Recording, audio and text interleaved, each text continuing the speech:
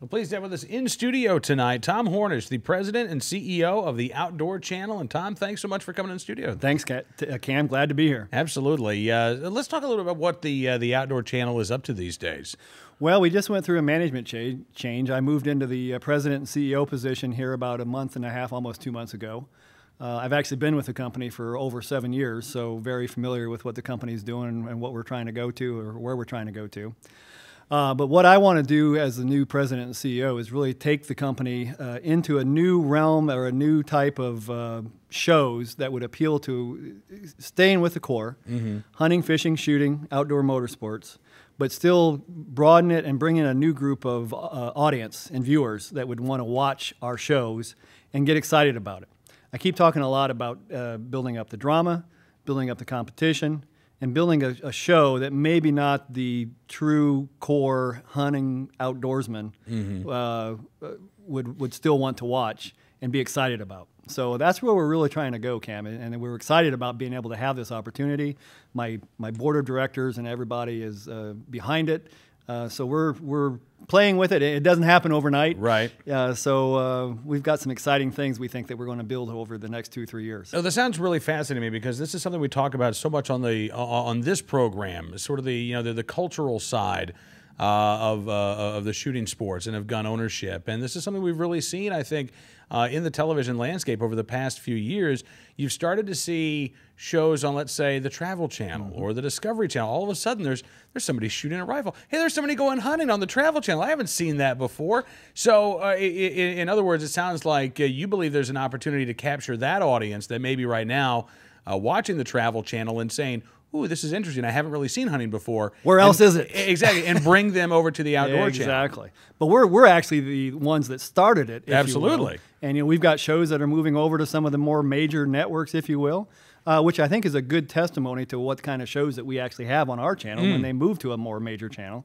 So we're thinking that's a good thing for the industry and for the outdoorsmen for sure. But it also sounds like this is an excellent opportunity and time to raise the profile of the Outdoor Channel, given the number of new gun owners. The fact we actually saw hunting licenses tick up last year in the country, which is a great thing. Yep. It does seem like we are seeing more and more Americans actually, taking part in the outdoor sports. Well, no doubt about it, and that's the exciting thing to us. But even more so, I think more people are interested in watching a good, entertaining show that actually may or may not be, solely focused on just the hunting or the shooting aspect of it, but more on the competition that has the hunting or the shooting aspect related to it. Absolutely. And you mentioned drama as well. I'm guessing we're not talking scripted dramas. We're not going to see like CSI out in the Sierra Nevadas or anything like that. Definitely not. But one of the great things that I've learned in 8 years of doing this show is that there are so many compelling individuals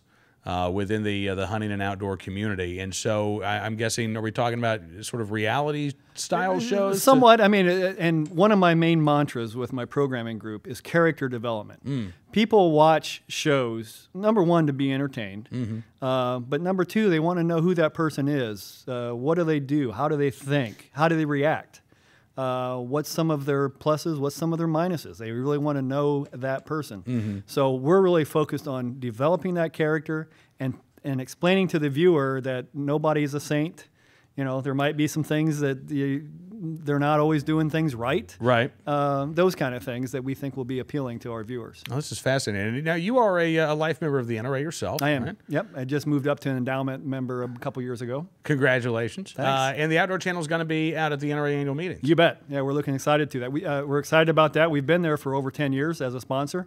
So our relationship with the NRA has been long-standing and very deep. Absolutely. Why is it important to have that long-standing relationship with the NRA? Well, you guys make good shows. More importantly, I think it just kind of goes to what we stand for at the Outdoor Channel. One of my other themes, on top of the programming and where we want to go, is back to the core. I want to stay focused to the core of who we are. Sounds a little bit opposite or not what I just said, because I want to broaden it, but I want to still stay focused on that core, and the NRA has never failed to know exactly what it's doing. Second Amendment rights, the hunting and fishing rights, and access rights for the hunters and fishermen. So we want to be associated with that as the channel because that's who our core is. Right. And hey, if we get more people involved in those activities, they're going to want to have to know how to do those type of activities as well. Well, absolutely right. It sounds like this is a really interesting time to be within the industry right now, given all of the opportunities that are out there. Well, I think the NRA knows that right now too, like you said, with the gun ownership on the uptick again and everything. But I think with our opportunity as the leader in the outdoor TV business, and our tagline is America's leader in outdoor TV, it's a little bit more than just a tagline to us. I mean, we really feel like since we're probably one of the oldest, if not the oldest, outdoor genre networks. So we come back to our core and our roots all the time and trying to build off of that as America's leader. So we have all the people that have grown up with us that are leaders in the genre, in the hunting and fishing and shooting. Mm-hmm. We also have a lot of celebrities that you wouldn't maybe not know that are those kind of outdoorsmen. Tom Brokaw, Michael Keaton is on our channel doing things. Wow. We have a lot of country music singers as well.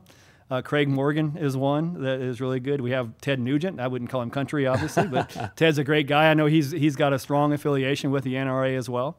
So we have all these big names and stars that if you didn't know that they were the outdoorsmen, until you watch the shows that they have on our channel, right? Then you get to know who they are, kind of like I was talking about on the character development. Oh, that's fascinating. All right, so let's get to know you a little bit more. How does a guy, an Air Force veteran, become the president and CEO of the Outdoor Channel? Well, that's a long story, Cam. I was born... No, actually, I was born in Ohio. So I grew up hunting, fishing in a rural area. My father had a small farm and woods. So I was, I'd go out the back door, hunt pheasant, quail, rabbit, trap for muskrats. Yeah. So that was my upbringing and what I learned. In that area, you can probably imagine, and it was northwestern Ohio area, very strong work ethic. So I then went to school, graduated as an engineer, did a little bit of stint as an engineer, and then went to the military, as you said, in the Air Force. Got out and I was actually looking to go be an airline pilot since I flew in the Air Force. Really? And this was early 90s, and I had a slot, and I said, but I really wanted to keep flying fighter airplanes, which is what I was doing. I was flying F-4Gs in active duty, Wild Weasel. And then I had an opportunity to go fly the F-16 near my hometown, in Fort Wayne, Indiana, was flying F-16s. Oh, wow. And I said, I really want to go do that while I had this other slot to go be an airline pilot. So I called the airline group and I said, well, I've got this position and I want to know, do you want me to come to train to fly your airplane and then go train to fly the F-16, or go do the F-16 first and then come back to you? And they go, why don't you go do the F-16 first? Well, during that 6 months of training to learn to fly the F-16, they stopped taking new pilots, and the airline business kind of fell off the cliff, if you will. Right. If you remember the early 90s. I do. So I then had to decide, I got to find a real job. So started looking around, and with my engineering background, I said, hey, I can go to law school. I can become do some patent work, with the engineering background. And so I said, okay, 3 years of law school. I could still fly all that during law school, which is a great opportunity to serve my country while I was still going to law school. Got out, and I realized at that time that the intellectual property business versus the corporate practice, and I really wanted to get into business. Mm-hmm.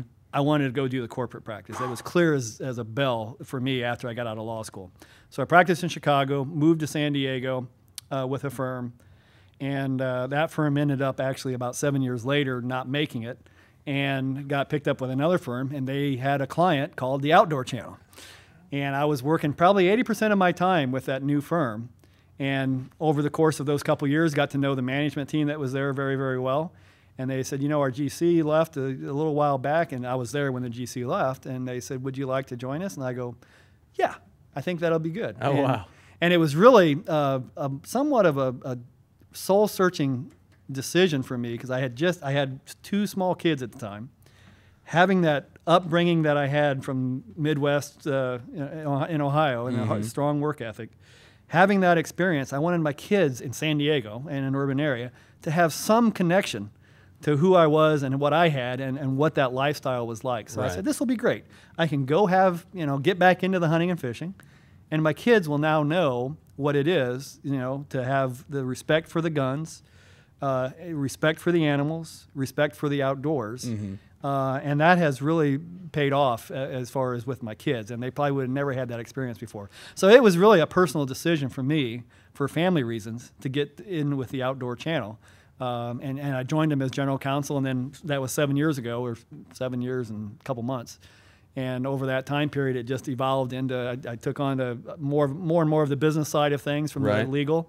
And then a couple months ago, stepped into the CEO president position. Wow. I told you it was a long story. But you know what? I think it's a fascinating story. Even the control room guys thought that was a fascinating story. Talking with Tom Hornish, excuse me, the president and CEO of the Outdoor Channel. And Tom, again, thank you so much for coming in studio tonight. I can't wait to see you in St. Louis at the NRA annual meeting. I look forward to it, Cam. Appreciate it. Thank you, sir.